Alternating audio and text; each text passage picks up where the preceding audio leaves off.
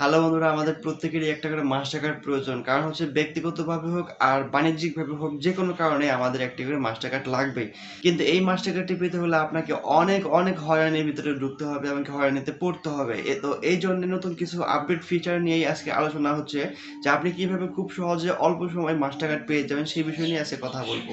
তো চলুন শুরু করি আজকে মূল ভিডিও। শুরু করার ছোট করে রিকোয়েস্ট, আপনি যদি এখন আমার চ্যানেলটি সাবস্ক্রাইব না করে থাকেন, অবশ্যই চ্যানেলটি সাবস্ক্রাইব করে ফেলুন এবং পাশে থাকা বেল আইকনটি বাজিয়ে দিয়ে আমাদের ফ্যামিলির সদস্য হয়ে যান এবং নিত্য নতুন আপডেট পাওয়ার জন্য প্রস্তুত থাকুন।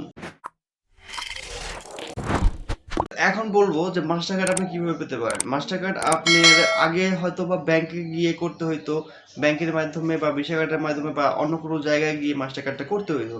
কিন্তু বর্তমানে এই মুহূর্তে নতুন একটা আপডেট ফিচার এসেছে, নতুন একটা ওয়েবসাইট, সেই ওয়েবসাইট থেকে আপনি মাস্টার কার্ডের জন্য অ্যাপ্লাই করতে পারবেন।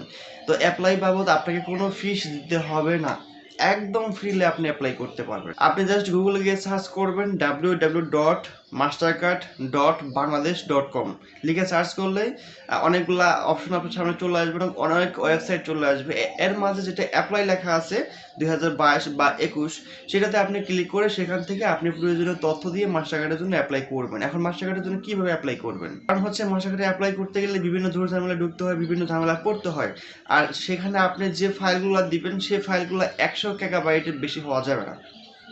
তো আমরা মোবাইলে যে ছবিগুলো উঠাই সেগুলো ছবির সর্বনিম্ন স্তর কেবি থাকে 500 কেবি, এমনকি কম্পিউটার দিয়ে যেগুলো আমরা স্ক্যান করি সেটার কেবি থাকে সর্বনিম্ন স্তর 400 কেবি। মানে এর নিচে আর নামানো যায় না, এই 400 500 এর মধ্যেই থাকে। কিন্তু মাস্টার কার্ডের জন্য আমাদের কপির সাইজ চাইছে 100 কেবি। তাহলে আপনি 100 মেগাবাইট কেমনে করবেন সেটা আমি দেখাবো একটু পরে, ভিডিওর একটু পরে আমি বিষয়টা দেখাই।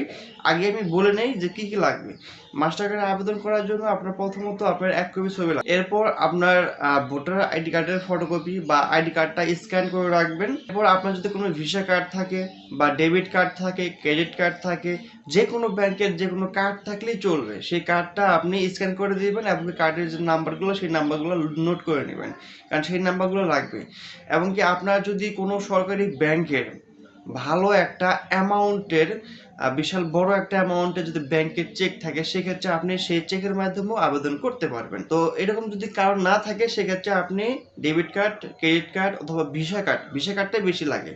ভিসা কার্ডটা বেশি গ্রান্টেড হয়। ডেবিট কার্ড দিয়ে অ্যাপ্লাই করলে বারবার করলেও কাজ হয় না। আমি কয়েকবার ট্রাই করে দেখলাম যে ডেবিট কার্ড ক্রেডিট কার্ড দিয়ে অ্যাপ্লাই করলে ফেল্ড দেখায়, মানে প্রথমে নেয় কিন্তু লাস্টে গিয়ে ফেল্ড দেখায়। কিন্তু ভিসা কার্ড দিয়ে যদি আপনি অ্যাপ্লাই করেন আপনার সঙ্গে সঙ্গে নিবে।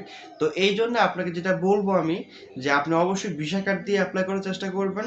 তো এই সমস্ত কাগজপত্র গুছিয়ে তারপর আপনি অ্যাপ্লাই করার জন্য কম্পিউটারের দোকানে যাবেন, অথবা আপনি ঘরে বসে মোবাইলের মাধ্যমে বা আপনার কম্পিউটারের মাধ্যমে আবেদন করতে পারবেন।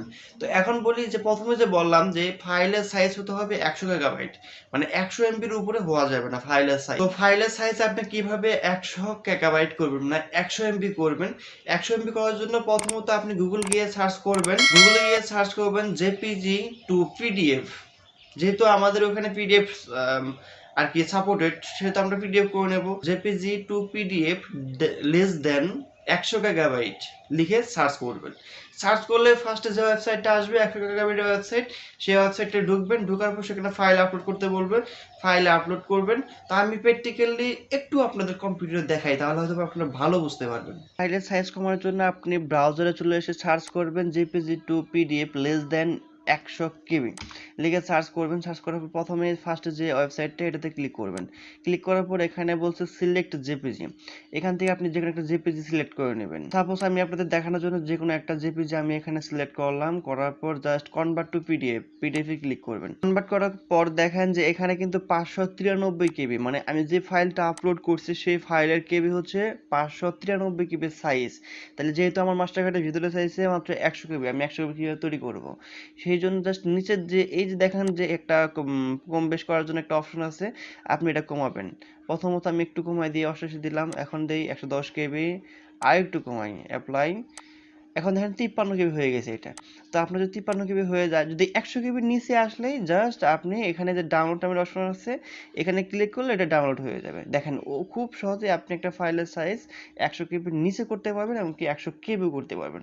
এরপর আপনি গুগলে গিয়ে সার্চ করবেন যে www.mastercard apply বাংলাদেশ লিখে সার্চ করলে আপনি দেখেন এখানে অনেকগুলো ওয়েবসাইট পেয়ে যাবেন। হ্যাঁ, এখান থেকে আপনি যে কোনো একটা দেবেন, এটাতে লেখা আছে apply for Mastercard, search apply Mastercard.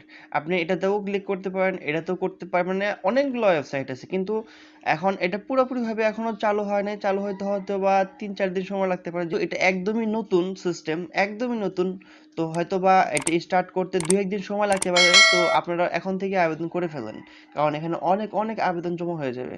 তো আবেদন করে ফেলেন, তারপর দেখা যাক কোন পর্যন্ত কি হয়। তো বন্ধুরা, এই ছিল আজকের ভিডিও। আশা করি ভিডিওটি আপনি সম্পূর্ণ ভালোভাবে বুঝতে পারছেন। তো সবাই ভালো থাকবেন, আর অবশ্যই কিন্তু আমার চ্যানেলটি সাবস্ক্রাইব করে দিয়ে যাবেন। ভালো থাকবেন, আসসালামু আলাইকুম।